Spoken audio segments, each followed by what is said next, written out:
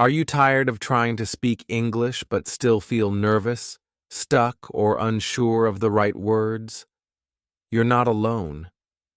Many English learners feel this way, even after months of practice. But what if there was a better, more natural way to improve your fluency? What if you could learn to speak English confidently, just by listening to simple stories? In this video, I'll show you how storytelling can completely change the way you learn English. This is not about boring grammar rules or difficult textbooks. This is about real English, spoken from the heart, full of emotion, rhythm, and real-life meaning. You'll discover how stories can help you remember vocabulary faster, speak more smoothly, and connect with people in English like never before. Whether you're a beginner or someone who understands but struggles to speak, this method can work for you.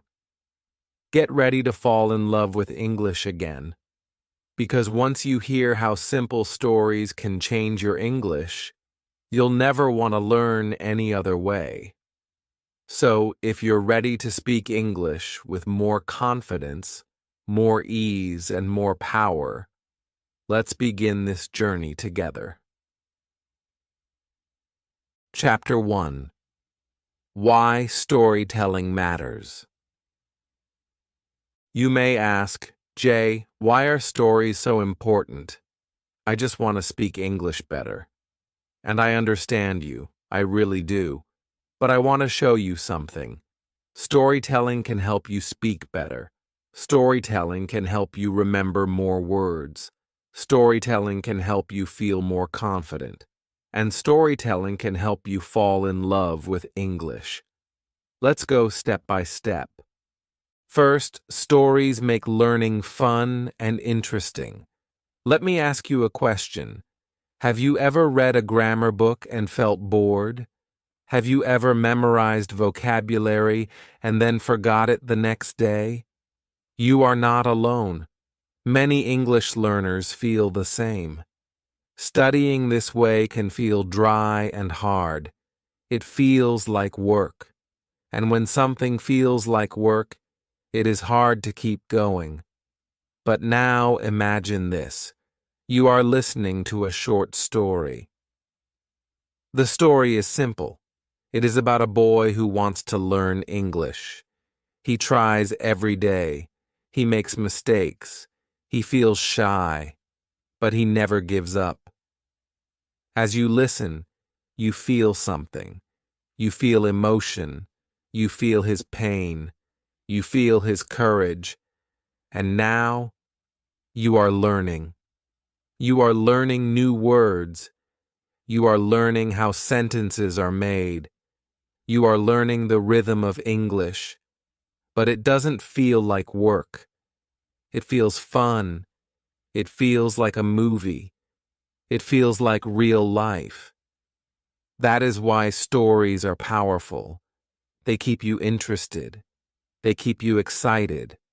They make you want to keep going. You want to know what happens next. So you keep listening. And without trying too hard, you learn English. Second, stories give you real and natural language. Think about this. When you read a grammar rule, it tells you how English works. But when you hear a story, you see how English works. For example, maybe you read a rule like this. Use the past tense to talk about finished actions. Okay, but how do you remember that? Now listen to this story. Yesterday I woke up late. I ran to the bus stop, but I missed the bus. I felt sad, but then I smiled and said, "It's okay. I'll try again tomorrow." What do you notice? You hear real English. You hear past tense verbs like woke, ran, missed, felt, and said. Now the grammar is not just in your head. It is in your ears. It is in your heart. You didn't just study grammar, you experienced it. That is the magic of storytelling. Stories give you context. Context means you understand the situation. You see the picture in your mind. You feel the meaning. You don't learn English like a robot. You learn English like a human being. And when English feels real, it becomes easier to remember. You don't have to memorize long word lists. You don't have to think too much. You just listen to the story. You feel the words, and you understand naturally. Third, stories help you connect with people. I want to tell you something personal. When I first started speaking English, I was very shy. I didn't want to speak in front of people. I thought, what if they laugh at me? What if I say something wrong? Maybe you feel that way too. But one day I told a short story. It was a true story from my life. I talked about my first job. I talked about how I failed and how I learned. And something amazing happened. People didn't laugh. People listened. People smiled. Some people even cried. Why? Because it was a story. It was real. It was human. My English was not perfect, but my connection was strong. That is the power of storytelling. When you tell a story, people do not care about grammar. They care about your message. When you tell a story, people don't count your mistakes. They feel your emotion. Stories help you speak with feeling. They help people remember your words. They help people trust you. If you want to become a strong speaker, learn to share stories, even small stories, like a memory from your childhood, a moment when you felt proud, a mistake you made, a lesson you learned. Every story is a gift. Every story has power. You don't need big words. You don't need to be perfect. You just need to be honest. That's all.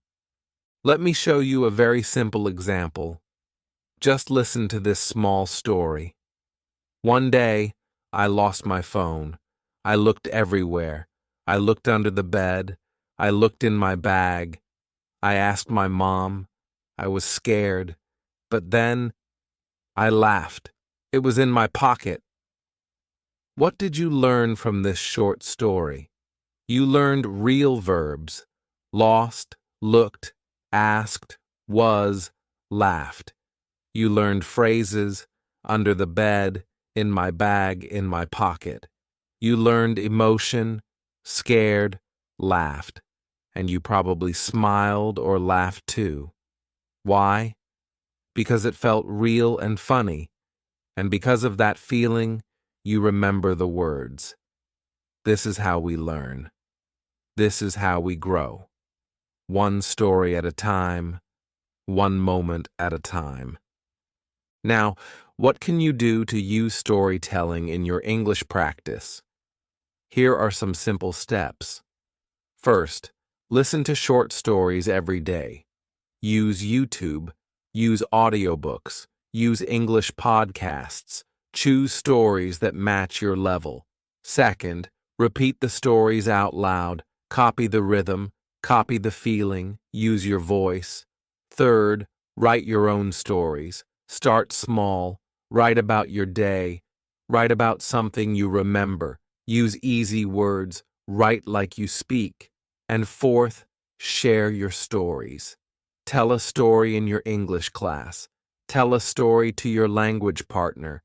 Even tell a story to yourself. Speak it out loud.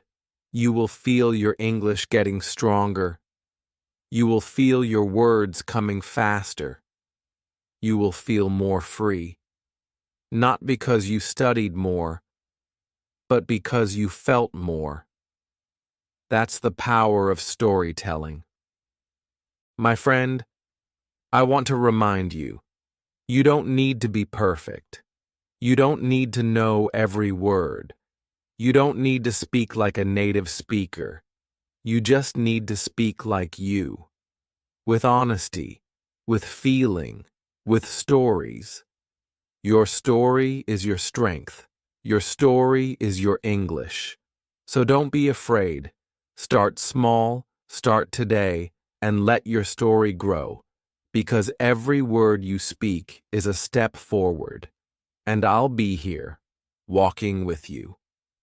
Chapter 2. Building your storyteller toolbox. Now, I'm going to help you build your storyteller toolbox.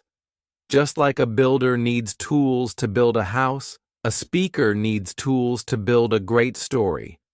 Let's open your storyteller toolbox. Inside, you will find 3 powerful tools. The first tool is your vocabulary: vivid verbs, descriptive adjectives, and emotional adverbs. The second tool is your story structure, learning how to create a beginning, a middle, and an ending. The third tool is your style, using different kinds of stories like real memories, small moments, and even creative fiction. Let's start with your first tool, vocabulary. Many learners try to use big, difficult words, but they forget the most important thing: feeling. A great story is not about big words. It's about the right words. It's about choosing words that create a picture in the mind. Let's begin with verbs. Verbs are action words like run, walk, eat, laugh, cry. But to become a better storyteller, you can learn vivid verbs, verbs that show more emotion or detail. Instead of walk, you can say march, stroll, sneak, or wander. Each verb has a feeling. March feels strong. Stroll feels relaxed. Sneak feels secret. Wander feels lost or thoughtful. One small word can change the mood of your story. Now let's talk about adjectives. Adjectives describe nouns. For example, instead of a house, you can say a small, warm house. Instead of a girl, you can say a quiet, kind girl. When you use the right adjectives, your listener can see the story in their mind. They can feel it. They don't just hear the words, they live the moment with you. And finally, let's talk about adverbs. Adverbs describe how something happens. They answer the question, how? He ran quickly. She spoke softly. They laughed loudly. A simple adverb adds color to your sentence. It adds music. It adds feeling. So when you build your vocabulary toolbox, don't just collect words, collect feelings, collect images, collect moments. That's the first step to becoming a great storyteller. Now let's move to the second tool in your box: structure. Many learners tell stories like this. Yesterday I went to school, then I went home, then I ate dinner, then I slept. That's okay, but it's not a story. It's a list. A real story has shape. It has a beginning, a middle, and an end, just like a movie or a book. So how do you build a story with shape? The beginning of your story sets the scene. You tell who you are, where you are, and what is happening. The middle of your story is the problem or emotion. Something happens. Something changes. Maybe you feel scared. Maybe you feel happy. Maybe something goes wrong. That's the middle.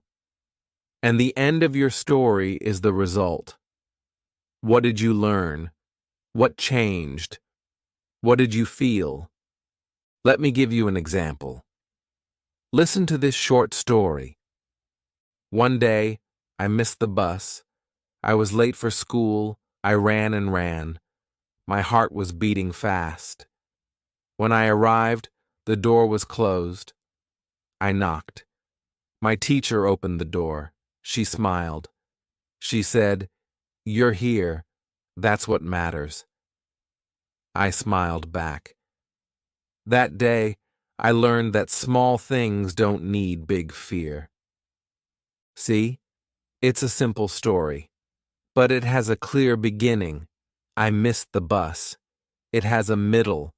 I was scared and ran fast. And it has an ending. My teacher was kind, and I learned something. That's the structure you want. Beginning, middle, end. It doesn't need to be long. It doesn't need to be perfect. It just needs to feel real. Now let's open your third tool, storytelling style. What kind of stories can you tell? Many people think they must be creative or dramatic. But the truth is, your life already has many stories. You just have to find them. The first type is a personal anecdote. This is a small memory, a moment from your day, a funny or emotional experience. For example, the first time I cooked alone, I burned the rice. My mom laughed. Then she helped me learn. Now I make the best rice in the family. It's small, it's real, it's powerful. The second type is a daily story. What happened today? What did you see on your way to work? What did your child say? What made you laugh or feel tired or happy? These stories are fresh. They are full of real English. The third type is fiction. You can create a story from your imagination. You can make a character. You can create a place. You can create a problem and solve it. This helps you use your words in fun, creative ways. For example, there was a dog who wanted to fly. Every day he looked at the sky. One day he found a red balloon. You see, real or imaginary, stories help you grow. They give you freedom. They give you emotion. They give you voice. So now you have 3 tools in your storyteller toolbox. 1, vocabulary. 2, structure. 3, style. And now the question is, how do you practice? You don't need hours. You just need a few minutes a day. Here are some simple ways to use your toolbox every day. First, write a short story in English, just 5 lines. Use 1 vivid verb, 1 descriptive adjective, and 1 adverb. Second, record yourself telling a small story. Listen back. Don't worry about mistakes. Listen to your voice. Feel your words. Third, share a story with someone. It can be a friend, a teacher, or even me in the comments. When you share a story, you grow your voice. You become brave. My dear friend, you do not need to be perfect. You do not need to know every word. You do not need a big vocabulary to begin. You just need to begin. Use what you have. Speak from your heart. And step by step, your toolbox will grow. Your words will become stronger. Your voice will become clearer. Your English will become alive. So today, I invite you to start building. 1 word, 1 feeling, 1 small story at a time. And remember, I'm with you, and I believe in you.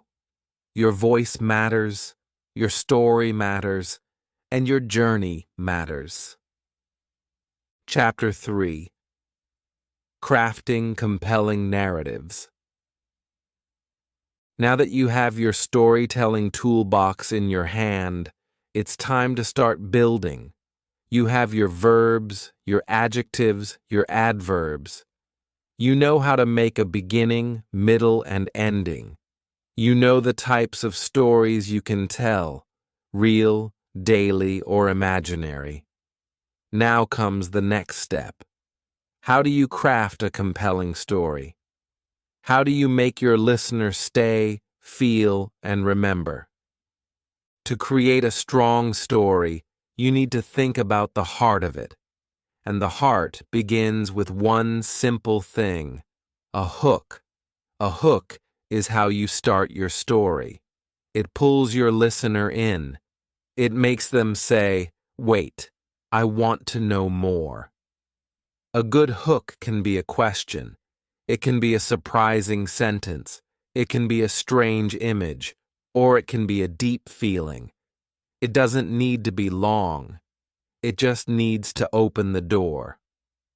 For example, instead of starting with, "Last Saturday I went shopping," you can say, "I didn't know that one small apple could change my day." Or instead of saying, "I went for a walk," try, "The street was quiet, but my heart was loud."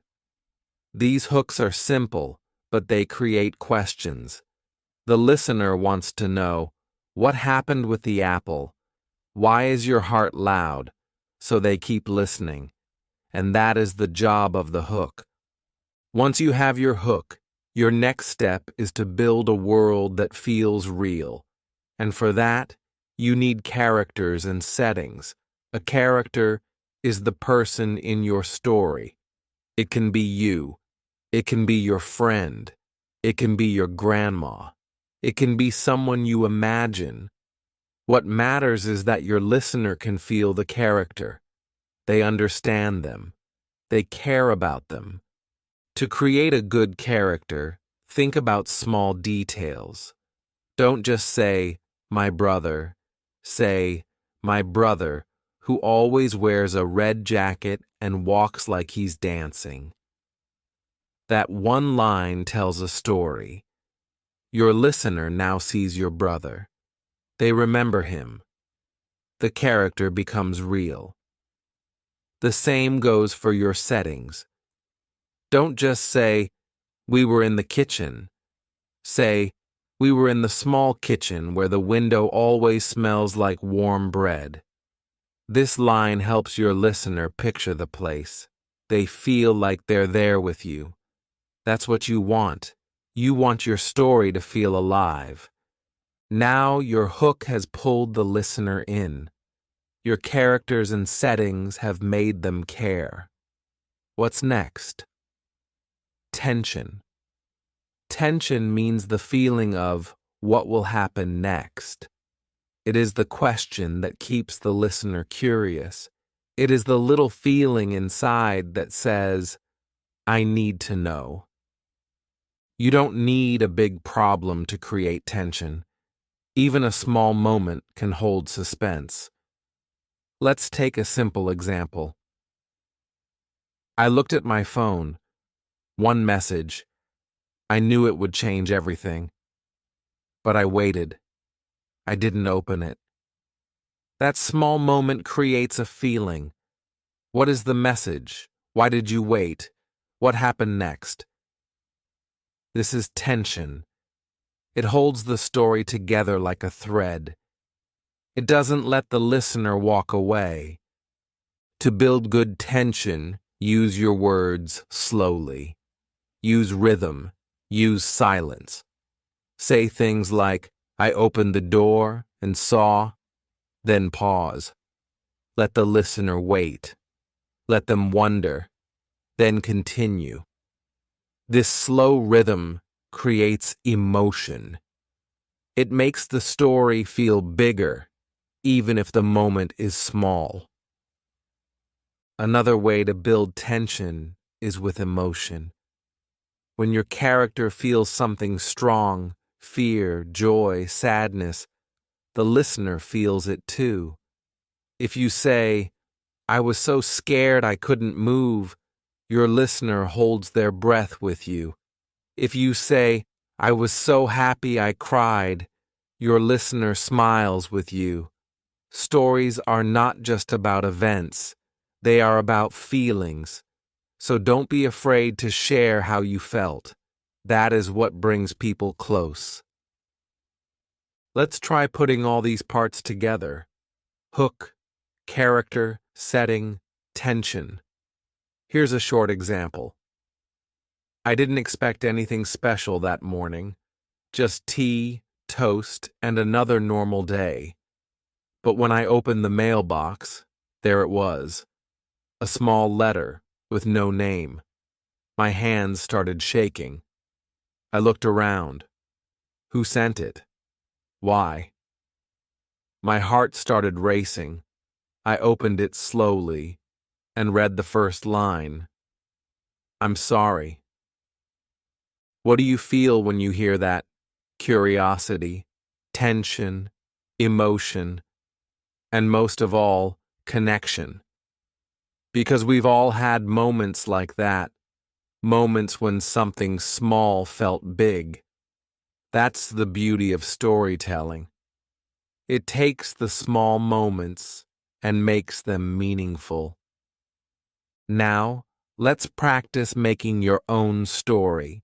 Start with a simple hook, maybe something like, I never thought I'd lose my favorite shoe. Funny, right? But your listener wants to know more. Who loses one shoe? What happened? Then build your character. Maybe it's you, rushing to the bus, or your little brother playing in the mud. Then create a setting, a busy street, a rainy day, a cold hallway. Now, build your tension. I looked everywhere, under the bed, in the closet, in the kitchen, but it was gone. My favorite shoe, gone forever. And finally, give your story an ending. 3 days later, my dog barked at the sofa. I looked under it, and there it was, wet, chewed, but still mine. This kind of story is simple, but it's full of life, full of emotion, full of movement, and it helps you use English in a real and personal way. As you practice, don't worry if your stories are short. Don't worry if you make mistakes. In fact, mistakes are part of the story. The more you speak, the stronger your voice becomes. The more you share, the more you grow. And remember, your story matters. Your voice matters. No one else has lived your life. No one else sees the world the way you do. So when you speak English, don't just speak with words. Speak with feeling. Speak with story. Today, you learned how to create a hook. You learned how to make characters and settings that feel real. You learned how to build tension to keep your listener interested. These are powerful tools. These are skills you can use every day, in class, at work, in conversations, or even when talking to yourself. Next time you speak English, try telling a story, even a small one, maybe about your day, maybe about your past, maybe something from your imagination. Use the hook, build the feeling, speak from your heart, and let your story do the magic. Because when you craft a compelling narrative, you don't just speak English, you connect with people. And that, my friend, is the most powerful skill of all. Keep practicing, keep telling your truth, and I'll see you in the next chapter. Chapter 4. Bringing Stories to Life. Now that you've learned how to build strong stories, it's time to bring them to life. A story on paper is just words, but when you speak it, when you perform it, it becomes alive. Your voice, your face, your hands, your whole body can add meaning to every word. This is where storytelling becomes more than English practice. It becomes art. It becomes connection. Let's begin with your voice. Your voice is powerful. You don't need a perfect accent. You don't need to speak fast. What you need is intonation. That means the way your voice goes up and down, soft or loud, fast or slow. It shows your feelings. It shows if you are happy, sad, surprised, or excited. Let's say you're telling a story about a scary moment. You can slow your voice down, make it quiet. I heard a sound, and then everything went silent. Now, if you're telling a funny story, your voice can go faster, louder. And then he fell right into the cake. See the difference? The words are simple, but how you say them makes people feel something. That is the magic of intonation. Next, let's talk about your face. Your face tells a story even before your words do. A smile can make your story feel warm. A raised eyebrow can show surprise. A sad look in your eyes can bring emotion. You don't need to act like a movie star. Just let your face match your words. If you say, "I was so happy that day," but your face looks bored, people won't believe your story. But if you say the same line with a bright smile and shining eyes, it feels real. So, practice in the mirror, say a line, watch your face, ask, "Does my face match my feelings?" This small habit will make your English storytelling much more powerful. Now, let's add gestures and body language. These are the movements you make with your hands, arms, and even your posture. They can make your words stronger. If you say, "The mountain was this big," and you spread your arms wide, people can picture it better. If you tell a story about being nervous, you can rub your hands or shift your feet. These small movements show what your words mean. And remember, in English-speaking cultures, gestures are important. We use them naturally when we talk, so you should practice using them too. But don't worry, you don't need to move too much, just enough to give life to your words. So how do you get better at all of this? Here's a simple, powerful idea. Record yourself. Use your phone, tell your story, watch it, listen to it. This might feel strange at first, but it helps a lot. You will see your intonation. You will see your face. You will see your hands. And then you can ask, "Do I sound clear? Do I look natural? Do I feel connected to my story?" You can fix small things. Maybe you speak too fast. Maybe your face is too still. You can try again and get better each time. This is how real improvement happens. Try this exercise. Choose a short story, maybe just 1 minute. Practice it with your voice, your face, and your hands. Record it. Watch it. Then do it again, but this time, add more feeling. Make your voice show more emotion. Make your face tell the story. Make your body support your words. You will be amazed at the difference. When you do this many times, your confidence grows. Your English becomes more natural. You are not just learning English, you are becoming a storyteller. And here's something special. When you bring your stories to life, people listen. They feel close to you. They don't just hear your English, they feel your heart. This is how we connect as human beings. People may forget your grammar. They may forget your words, but they will remember how you made them feel. That's why bringing stories to life is so powerful. You don't need to be perfect. You just need to be real. Many English learners ask, "How can I speak more fluently?" My answer is, speak with your whole self. Use your voice. Use your face. Use your hands. Use your heart. When you do this, fluency follows. When you speak with emotion, words come faster. When you use gestures, you feel more confident. When your face shows feeling, people understand you better, even if your words are simple. This is the secret many people miss. Also, remember that storytelling is not just for fun. It trains your brain. It helps you think in English. When you bring a story to life, you are practicing English like native speakers do. You are not just translating. You are feeling the language.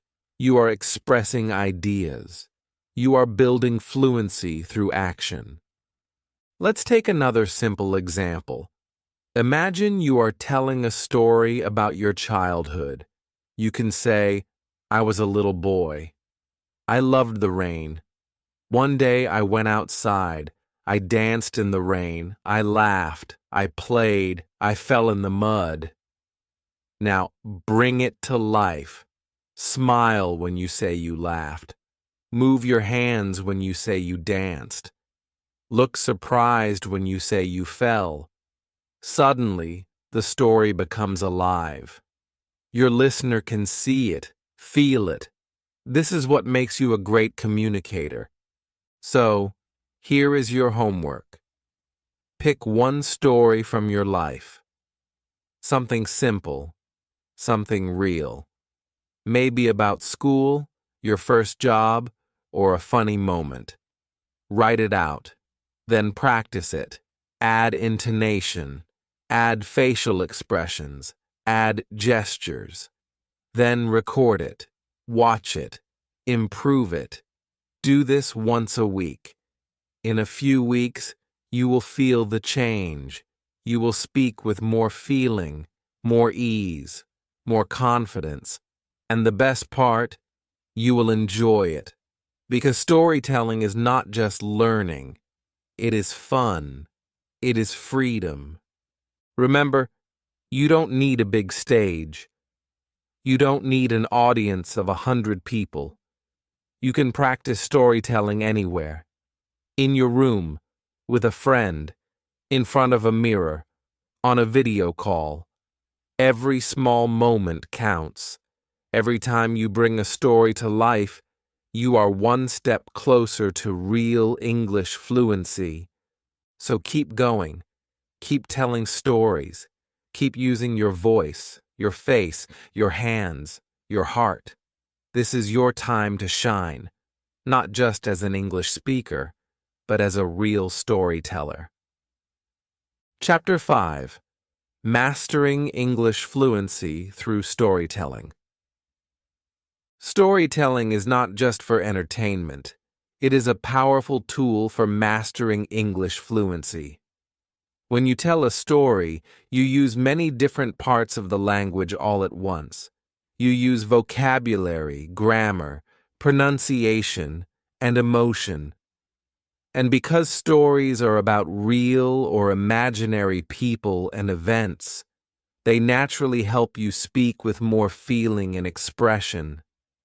This emotional connection is very important. It helps your brain remember words and sentences more easily. You are not just studying English, you are living it through your words. When you tell a story in English, your fluency starts to grow. You begin to think in English. You start to feel the rhythm of the language. Instead of stopping to translate in your mind, you begin to speak more smoothly, more freely. This is because storytelling teaches you to connect ideas. You are not just saying single words or short phrases, you are building sentences. You are painting pictures with your words. And that is how native speakers speak. That is how you become more natural and more confident in English. Fluency is not only about speed, it is about flow. And storytelling is one of the best ways to find your flow in English. When you tell a story, you learn to move from one idea to the next. You learn to keep the listener interested. You also learn how to pause, how to emphasize, how to create rhythm with your voice. All of these things help your English sound more alive, more human. They help your listeners feel connected to you. Pronunciation also improves with storytelling. As you practice telling stories, you become more aware of how words sound. You start to hear the small sounds in English. You begin to feel the music of the language, the rising and falling tones, the stress on important words, the soft endings. You learn where to pause and where to breathe. You learn how to use your voice to express emotion. These are all parts of good pronunciation, and they all become stronger with storytelling practice. Confidence is another gift of storytelling. In the beginning, it may feel scary to tell a story in English. You might be afraid of making mistakes, but that's okay. The goal is not to be perfect. The goal is to connect, to express, to practice. And the more you tell stories, the easier it becomes. You will begin to enjoy the process. You will start to see how much you already know. You will stop worrying so much about grammar and begin focusing on communication. This is when real confidence begins to grow. Try to make storytelling a part of your daily English practice. You don't need to write long stories or use difficult words. Just start small. Think about something that happened to you today. Tell that story in English. Talk about what you saw, what you felt, what you did. Use simple language. Use short sentences, but say it out loud and try to make it interesting. This will help you remember vocabulary, it will help you practice sentence structure, and it will help you speak more naturally. You can also retell stories that you already know. Think of a short story from your childhood, or a folk tale, or a movie you watched. Practice telling that story in English. Change the words. Add your own style. Make it your own. This is a fun way to build your fluency and creativity at the same time. If you want to take it one step further, join a storytelling group or start one with friends. Meet once a week. Share a short story in English. Listen to each other. Give simple feedback. Celebrate the effort, not just the result. This kind of practice can change everything. It creates a safe space to speak, to listen, and to grow. You can also record yourself. Pick a story, practice it a few times, then record it. Listen to your voice. Notice how you sound. Do you pause at the right times? Do you use emotion in your voice? Can you understand yourself clearly? This kind of reflection can help you improve very quickly. It shows you what you are doing well and where you can grow. Don't worry about being perfect. Storytelling is not about perfection. It's about connection. And every time you tell a story in English, you are building that connection with yourself, with the language, and with your audience. You are learning to trust your voice. You are learning to be brave. And that is the real power of storytelling. Even if your vocabulary is small, you can still tell stories. You can use simple words. You can use body language, gestures, and your voice to add feeling. This makes your storytelling even stronger. English is not only about big words, it's about how you use them, and stories help you use them with heart. Try this. Choose 3 simple words like rain, bus, and shoes. Now make a short story using those words. Don't worry if it sounds silly. Just speak. Create a picture in your mind. Say it out loud. This is how you grow your fluency, one simple story at a time. The more you tell stories, the more you will enjoy speaking English. It becomes something you look forward to, not something you fear. You begin to feel the language in your body. You begin to trust your thoughts, and you begin to see English as a tool for life, not just a subject to study. So use stories. Use them to talk about your day. Use them to explain your past. Use them to share your dreams. Use them to make someone laugh, or cry, or feel inspired. This is the heart of language. And when you learn through stories, you are learning to live in English. Storytelling also makes you a better listener. When you hear others tell stories, you begin to understand the flow of natural speech. You learn new expressions, idioms, and sentence patterns. You also learn how to respond. You learn how to ask questions, show interest, and connect with the speaker. All of these skills are part of fluency, and all of them grow through storytelling. So remember, storytelling is not just something you do after you become fluent. It is how you become fluent. It is a path, not a prize. Every time you tell a story, you take one more step. You grow your voice. You grow your courage. You grow your English. You don't need to wait. You don't need to be perfect. Just start. One story, one sentence, one smile. That's all it takes. Your English journey can be full of joy and confidence if you let stories lead the way. So take a deep breath, think of a moment, and share it in English. Your voice matters. Your story matters. And with every word you speak, your English becomes more powerful. Let storytelling guide you toward the fluency you've always wanted.